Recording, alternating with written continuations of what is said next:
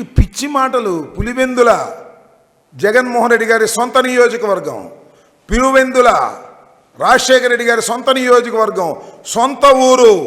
అక్కడే పోటీ చేశారు, అక్కడే గెలుస్తూ వచ్చారు. చంద్రగిరిలో లాగా ఓడిపోలేదు. ఇప్పుడు గుర్తుపెట్టుకోమని మనవి చేస్తున్నా. బీసీలకు ఏ విధమైన ప్రాముఖ్యత ఎక్కడ ఎలా ఇస్తున్నామో ప్రజలందరికీ తెలుసు, బీసీలకు తెలుసు. చంద్రబాబు నాయుడు గారు బీసీలకు మంత్రివర్గంలో సరైన స్థానం ఇవ్వని వాడు.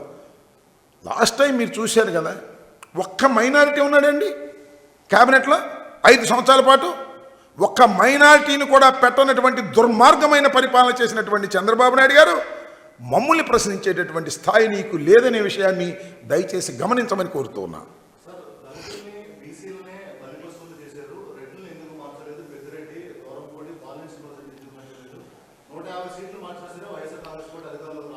మీరు ఒక్క విషయాన్ని గమనించండి.